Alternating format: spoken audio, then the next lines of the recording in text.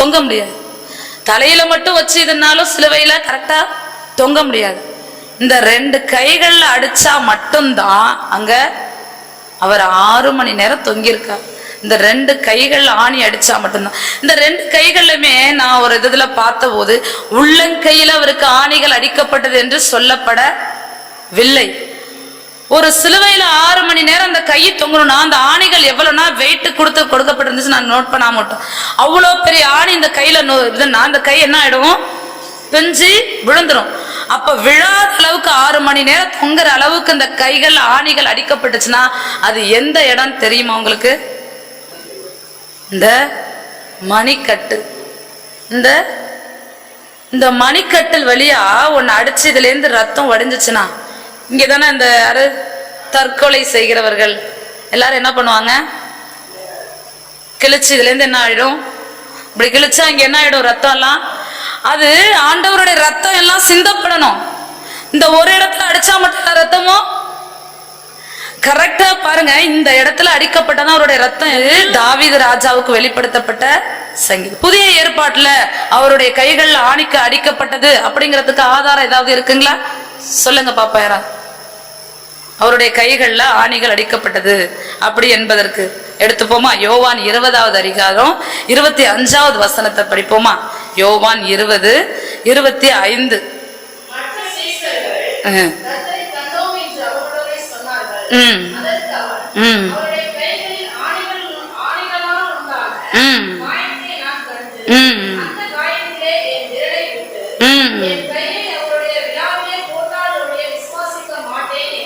யாரு இவரு? தோமா. அவர் என்ன சொல்றாரு? யாரு? சீடர். ஆண்டவரு காயம் படுவாரு, எல்லாம் அடிக்கப்படுவாரு ஆல்ரெடி தெரிஞ்சவர். என்ன சொல்றாரு? அவருடைய கைகளில். அப்ப ஆண்டவர் என்ன சொல்றாரு? அடுத்த வசனத்திலே என்ன சொல்லுவாரு? அடுத்த பின்னாடி 27ல படிங்க பார்க்கலாம்.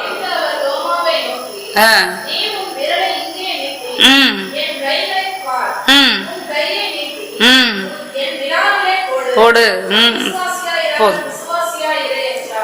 அவர் என்ன சொல்றாரு? உன் விரலை நீட்டி என் கைகளை பார். அப்ப அங்க என்ன இருக்கு? அவரோட கையில காயம் இருக்கு. அப்ப கண்டிப்பா அவர் அந்த இது ஆணிகள் கடாவப்பட்டது உண்மை. கரங்கள்ல ஆணிகள், அதாவது உருவ குத்தினார்கள். அவருடைய கைகள்ல உருவ குத்தினார்கள் அப்படிங்கிறது. இப்ப இவ்வளவுலையும் பாத்தீங்கன்னா அப்படி இயேசு என்ன பாவம் செய்தார்? கைகள்ல, தலையில, விழாவுல அவர் பாவம் செய்தாரா? இல்ல. அவரோட கை எப்படிப்பட்ட கை தெரியுங்களா? சொல்லுங்க பார்க்கலாம். அவருடைய கரம் எப்படிப்பட்டது? பழைய ஏற்பாட்டுல அவருடைய கரத்தை பத்தி எப்படி வரிசையா நிறைய சொல்லப்பட்டிருக்கு. அவருடைய கரம் வல்லமையுள்ள கரம். அவருடைய கரம் கேட்டவைகளை கொடுக்கிற கரம். அதாவது எஸ்ரா 7:6 சொல்லிருக்கு, அவருக்கு திடன் கொடுக்கிறாராம். நம்ம என்னத்தை கேட்கிறோமோ அவரோட கரம் என்ன பண்ணுமா?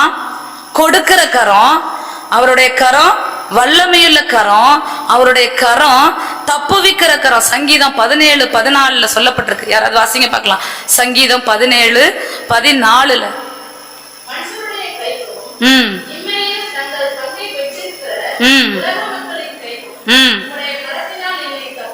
ஆமேன். என்னது? மனுஷருடைய பொல்லாத அந்த மனுஷங்கதான் அவர் கரத்துல என்ன பண்றாங்க? ஆனா அவருடைய கரம் என்ன பண்ணுது? இந்த பொல்லாத மனுஷங்கள்ட்ட இருந்து நம்மள தப்புவிக்கிற கரம். அடுத்தது பாருங்களா, சங்கீதம் 117:7 வசனத்தை படிப்போமா? சங்கீதம் 117:7 இல்லையா? 111:7.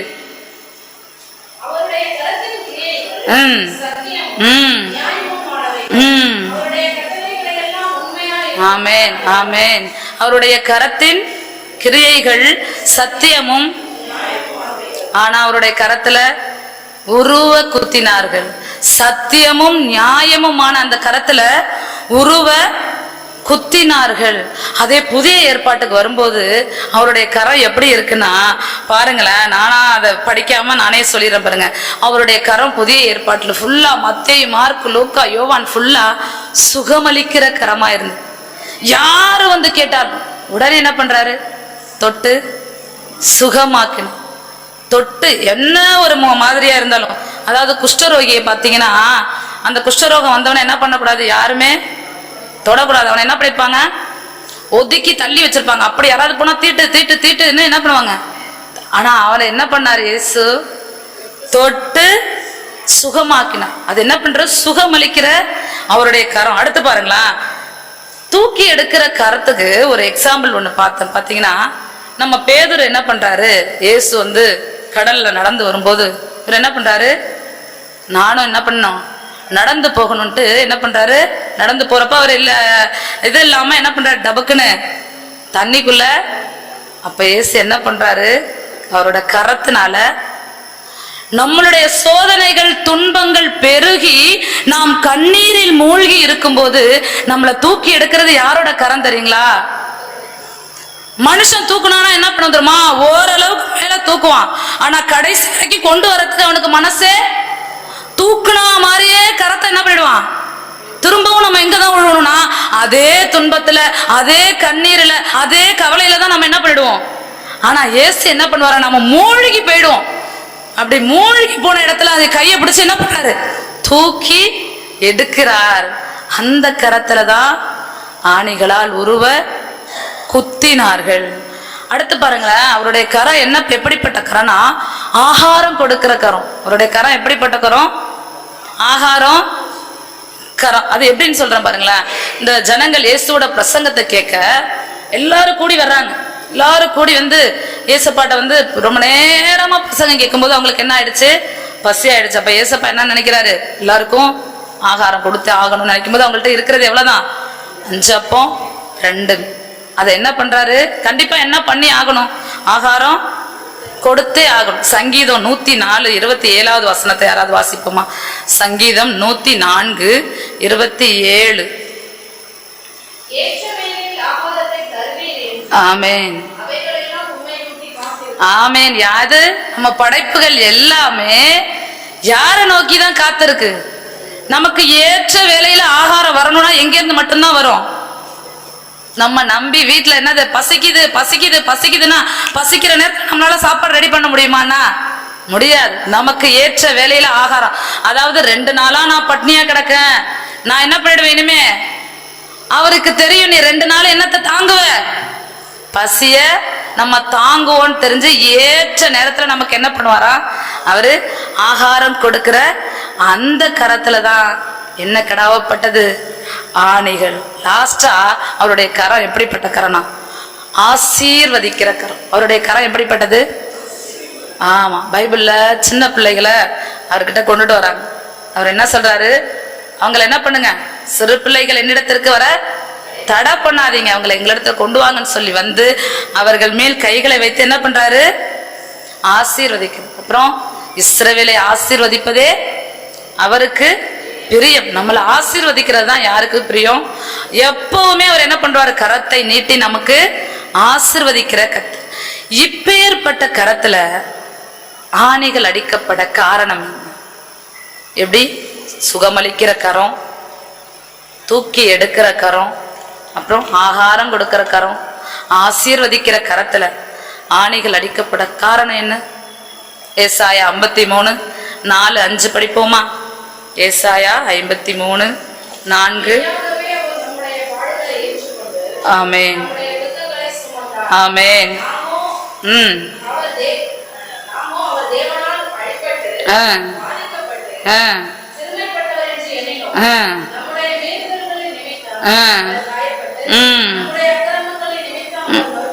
ஆமேன் ஆமேன். குணமாகிறோம். காரணம் யாரு, நம்முடைய அக்கிரமங்களின் நிமித்தம் நம்முடைய மீறுதல்களின் நிமித்தமும் அவர் என்னப்பட்டார், நொறுக்கப்பட்டார், நமக்கு சமாதானம் வரும்படியா. அடுத்து அவர் மேல நமக்கு சமாதானம் வரும்படியா அவர் மேல ஆக்கினை வந்தது. அவருடைய தழும்புகளால தான் நமக்கு சுகம் வரும்படியாய்தான் அவருடைய கரங்களிலே ஆணிகள் குத்தப்பட்டது. அதுவும் உருவ குத்தப்பட்டது, ஆணிகள் உருவ குத்தப்பட்டது. இதுல பாத்தீங்கன்னா ஆண்டவர் வந்து இந்த கரங்கள் வழியா சரீர பிரகாரமான ஆசீர்வாதத்தை இப்ப நம்ம பார்த்தோம். சுகம் கொடுக்கிறது, ஆசீர்வதிக்கிறது, ஆகாரம் சரீர பிரகாரமான அதே அந்த காயங்களின் நிமித்தம் நமக்கு ஆவிக்குரிய ஆசீர்வாதங்களும் இருக்கு. ஆவிக்குரிய ஆசீர்வாதங்களை நமக்கு தந்திருக்கார். எடுத்து வாசிப்போமா? சகரியா 12வது அதிகாரம் 10வது வசனத்தை எடுத்து வாசிப்போமா? சகரியா 12வது அதிகாரம் 10வது வசனம். ஆமென்.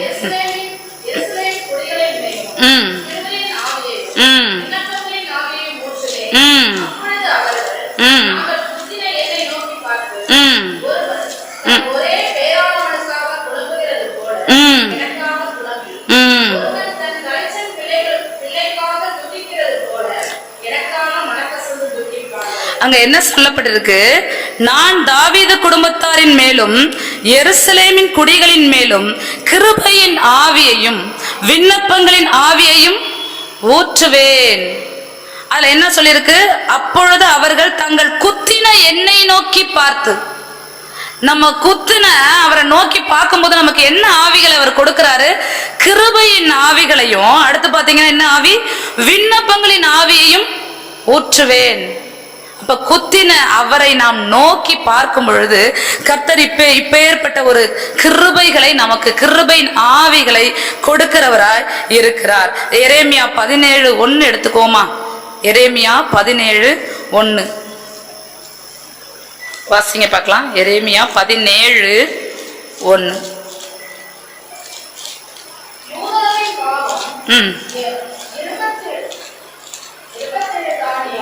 எரேமியா 17:1.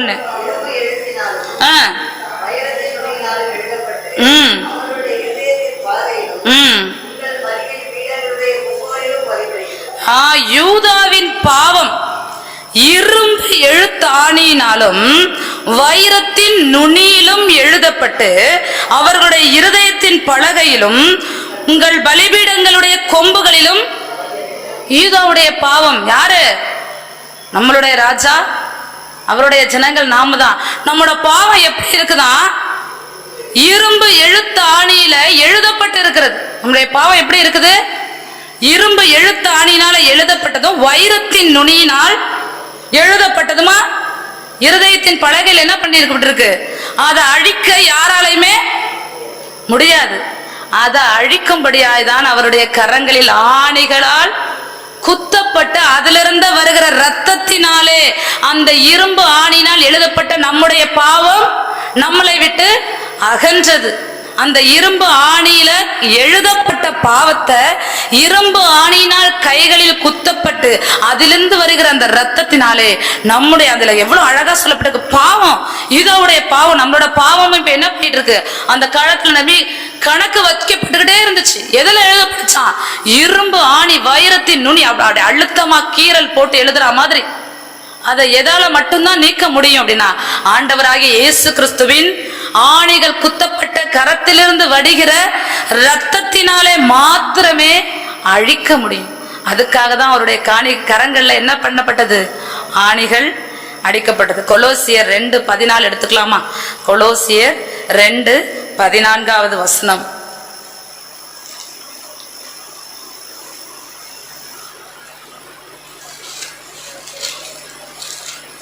அடுத்தாச்சு.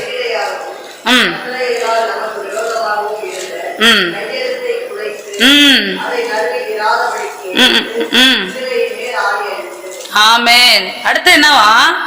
நமக்கு எதிராக சத்துருவானவனால் எழுதப்பட்ட கையெழுத்தை குலைத்து போடும்படியா. நினைச்சு பாருங்களேன், இன்னமும் நமக்கு சத்துருவான் என்ன பண்ணிட்டு இருக்கானா, ஆளுக்கு ஒரு நோட்பேடை வச்சுட்டு என்ன பண்றான், நமக்கு எதிரா எழுதி வச்சுட்டே இருக்கான். டெய்லி என்ன பண்ண முடியும்? இந்த நிமிஷத்துல இவனை நான் என்ன பண்ணிடுவேன்? கவுத்துருவேன். இந்த நிமிஷத்துல இவனோட ஆத்மாவை நான் எடுத்துருவேன்னு. இதுல பாத்தீங்கன்னா ரியல் லைஃப்ல ஒரு இடத்துல வேலை செய்யறோம்னா சத்ருவானவன் என்ன பண்ணுவான்?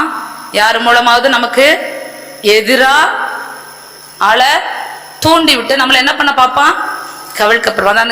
உனக்கு எதிரா, நமக்கு எதிரா எழுதப்பட்ட, சத்ருவினால் எழுதப்பட்ட அந்த கையெழுத்து, அதான் சொன்னோம் இல்லையா, நம்முடைய பாவம் எழுதப்பட்டு இருக்கிறது.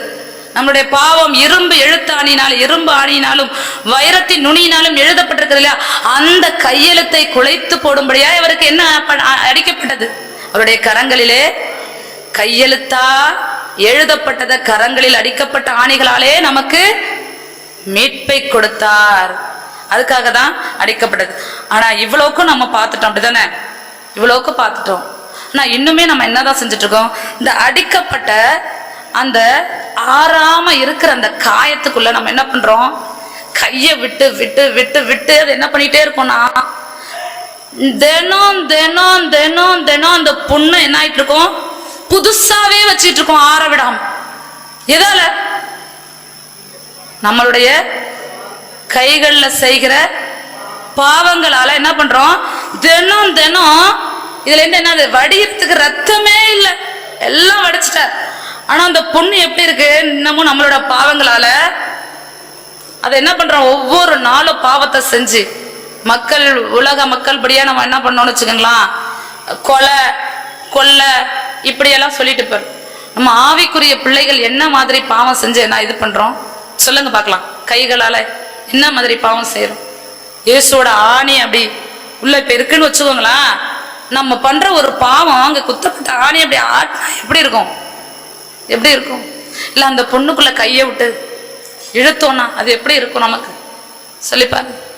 அப்ப தினம் தினம் நம்ம செய்யற பாவம் எப்படி இருக்கு? அவரோட அந்த காயத்தை அப்படியே வச்சிரு. நம்ம இன்னமும் மனம் திரும்பாமல் இருப்போமும். ஆனால் இன்னும் நம்ம மனம் திரும்பாம செய்த பாவத்தை அநேகர் பாருங்க, செல்போனை இப்ப கையில வச்சுக்கிட்டு கர்த்தர் பார்க்கிறார். செல்போன் கூடாது என்பது அல்ல, செல்போன் நமக்கு அத்தியாவசியமான தேவை. ஆனா அந்த செல்போன்ல என்ன நடக்குது? இப்போதைக்கு நேரத்தை வீணடிச்சிட்டு இருக்கோம். தேவையில்லாதது வந்துருது. நம்ம வசனத்தை பார்க்க தான் எடுக்கிறோம், ஆனால் என்ன வந்துருது? தேவையில்லாதது. அதன் மூலமா நம்ம என்ன செய்யறோம்? பாவம் செய்யறோம். இதே கையை நீட்டி பிறருக்கு விரோதமா என்ன இடுறோம்? பொய்யான இடுறோம். அதே கையை நீட்டி நம்ம என்ன போடுறோம்? சாபத்தை போடுறோம், ஒருத்தவங்கள சபிக்கிறோம். ஆசீர்வதிக்கிற இதே கரத்தாலே நீட்டி நம்ம என்ன பண்றோம்? சபிக்கிறோம். அதனாலதான் இன்னமும் அந்த கரம் எப்படி இருக்கு? அடிக்கப்பட்ட வண்ணமாகவே அதுல அந்த காயம் ஆறாமலே இருக்கு. நம்ம இன்னும் மனம் திரும்பல அப்படின்னா இதற்காக தான் இந்த நாட்கள் கொடுக்கப்பட்டு இருக்கிறது. வருடம் முழுவதும் நமக்கு நாள் கொடுக்கப்படுது. பாடுகளை நினைக்கிறோம், மாசந்தோறும் திருவிருந்துக்கு நினைக்கிறோம். ஆனாலும் இந்த நாளிலாவது, நினைக்கிற இந்த நிமிடத்திலாவது நம்ம என்ன பண்ணணும்? மனம் திரும்பணும். அப்பா, என் கையால நான் செஞ்ச பாவம் போதும், என் கையால பிறரை கெடுத்தது போதும் அப்படின்னு சொல்லி இந்த நேரத்துல நம்ம என்ன பண்ணணும்னா மனம் திரும்புகிறவர்களா இருக்கணும். இதுல அதனால ஒரு வசனத்தை எடுத்து போவோம். 10 சகரியா 12:10 எடுத்துக்கலாம் பார்க்கலாம். சகரியா 12:10, சகரியா 12:10 நம்ம வாசிச்சொல்ல இது.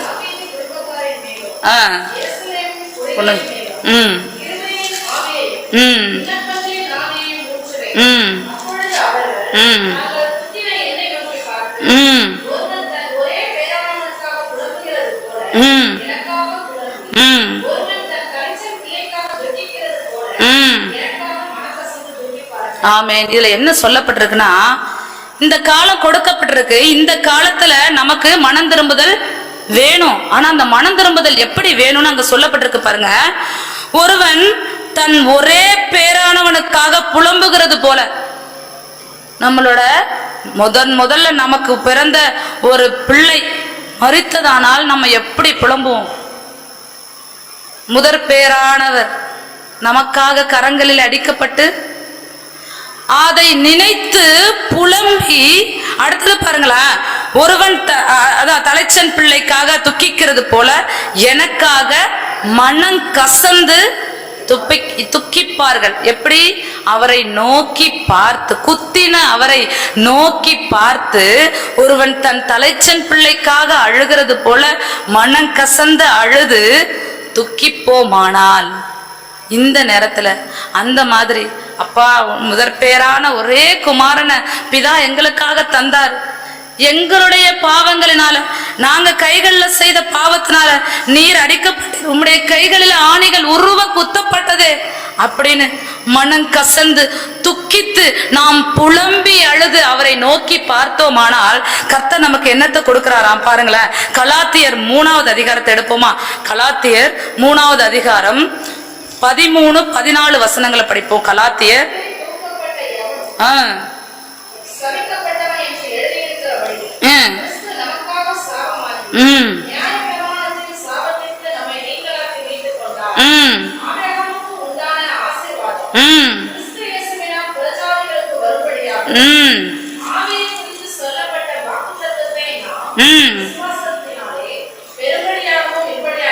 எப்படி ஆயிற்று? எதற்காக இப்படி ஆயிற்று? மரத்திலே தூக்கப்பட்ட எவனும் சபிக்கப்பட்டவன் என்று எழுதியிருக்கிறபடி கிறிஸ்து நமக்காக சாபமாகி நியாயப்பிரமாணத்தின் சாபத்திற்கு நம்மை நீங்களாக்கி மீட்டுக் கொண்டார். எந்த ஆசீர்வாதம்? ஆபிரகாமுக்கு உண்டான ஆசீர்வாதம் கிறிஸ்து இயேசுவினால் புறஜாதிகளாகிய நமக்கு வரும்படியாகவும் ஆவியை குறித்து சொல்லப்பட்ட வாக்குத்தத்தத்தை நாம் விசுவாசத்தினாலே பெறும்படியாகவும் இப்படி ஆயிற்று. அதனால நம்ம இப்பவும் செய்ய போற ஒன்னே ஒண்ணு, நம்மளுடைய தலைச்சன் பிள்ளைக்காக துக்கிக்கிறது போல நாம் செய்த தவறுகளை எண்ணி, நாம் செய்த பாவங்களை எண்ணி, அப்பா இன்னும் உருவ குத்தப்பட்டதே, ஆணிகள் உருவ குத்தப்பட்டதே, 6 மணி நேரம் இந்த குத்தப்பட்ட கரங்கள்ல தொங்குனீங்களேப்பா, என்னுடைய பாவம் அல்லவா, நான் செய்த அக்கிரமத்தினாலும் என்னுடைய மீறுதல்களினாலும் அல்லவா உங்களுடைய கரங்கள்ல ஆணிகள் குத்தப்பட்டு நீர் நான் ஆபிரகாமுடைய ஆசீர்வாதத்தை பெறும்படியாகத்தானே நீர் உம்முடைய ஆணிகள்ல குத்தப்பட்டீர் அப்படின்னு சொல்லி மனம் கசந்து அழுது நம்முடைய பாவங்களை ஒரு விஷயம், நம்மளிடத்திலே பாவம் இல்லை என்போமானால் நம்மை நாமே வஞ்சிக்கிறவர்களா இருப்போம். ஒரு நிமிஷம் ஆண்டவர்கிட்ட, ஆண்டவரே நான் செய்த, என் கைகளால் செய்த, நான் அறியாமல் இருக்கலாம், நான் அறியாமல் செய்திருக்கலாம், ஒரு விஷயம் மன்னிங்கப்பா, இந்த நாள்ல நான் ஒப்பு கொடுக்கிறேன், இதோட நான் என்னுடைய கைகளால உமக்கு விரோதமா உம்மை திரும்பவும் ஆணி அடிக்கிற அளவுக்கு நான் எந்த பாவமும் செய்ய மாட்டேன் என்று ஒப்பு கொடுத்து ஜெபிப்போமா?